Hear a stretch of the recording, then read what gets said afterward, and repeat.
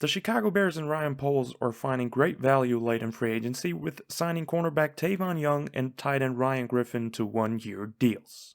And with that, welcome back guys to another episode of the German Bear podcast, and today we have to talk about the latest additions of the Bears this offseason. And first of all, guys, I'm so excited for this episode. I think these are two really good signings for probably pretty cheap. I mean, we only know Ryan Griffin's contract details yet, but I assume Tavon Young's contract will be pretty affordable as well, and I can't wait to see what these guys can bring to the team. So let's take a deeper dive into who these players actually are and what they can offer to help the team. And I actually want to start off with Ryan Griffin. The tight end signs a 1-year, $2.25 million deal and will probably take over the tight end 2 role. I just talked about the tight end position a couple of days ago in the Jesper Horsted video, and that we at least need one more signing, and here we are a few days later talking about a very much needed addition. And what I love the most about this signing is the fact that Griffin brings a lot of experience and veteran presence. With Cole Kmet and Jesper Horsted, you have two young tight ends that still could use a mentor.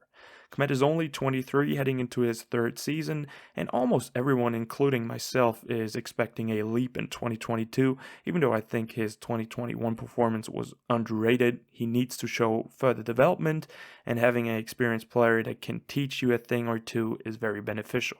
Ryan Griffin is 32, 6'6", 264 pounds, and offers 9 years of experience, 6 of them with the Texans and the last 3 on the Jets. He was drafted back in 2013 with the 201st pick in the 6th round by the Texans, and I mean, hats off to him for having such an incredible career, especially for a 6th rounder. He has been solid throughout his career, but there were some seasons that I want to highlight to you guys.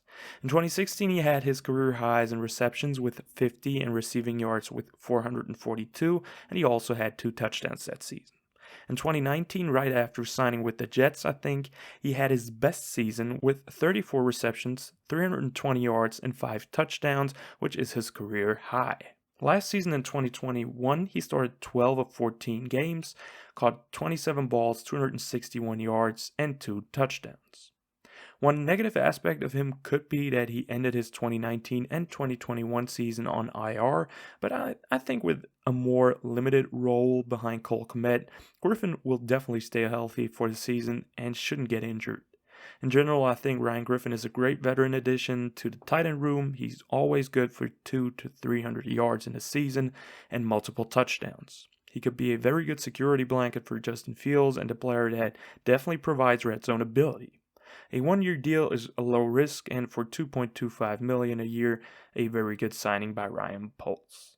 So let's move on to the other move by the Bears, which was signing nickel cornerback Tavon Young. Young signs a 1-year deal, which I don't know of any details yet, and this is, for me, an absolute fire signing by Poles, especially if Young can stay healthy, which is probably the biggest question. He's only 28, 5'9", 185 pounds, and was drafted back in 2016 with the 104th pick in round 4 by the Baltimore Ravens, where he spent his entire career.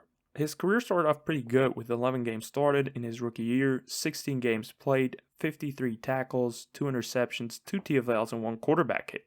So a very, very good rookie campaign. But in 2017, he suffered his first serious injury with a season-ending torn ACL. He bounced back in 2018 with a solid season, appearing in 15 games, recording 37 tackles, 1 interceptions, 2 fumble recoveries with 2 touchdowns, plus 5 tackles for loss, 2 quarterback hits, and 2 sacks. In the 2019 preseason, then, he suffered the next significant injury, a neck injury that cost him the entire season, but unlike 2018, where he bounced back, he suffered a torn ACL, the same one as before in 2020, and was out for the season for the 3rd time in his career. Young was finally healthy again in 2021, starting 7 games and appearing in all of the 17 games, recording 35 tackles, 1 interception, 3 pass deflections, 2 sacks, 4 TFLs, and 3 quarterback hits. So in conclusion, it all depends on if he gets injured or not. Young has shown several times that he can bounce back from a serious injury, and the fact that he didn't suffer one last year gives me a lot of hope. Because if healthy, he's one of the best nickel corners in the whole league, and the sky's the limit with him.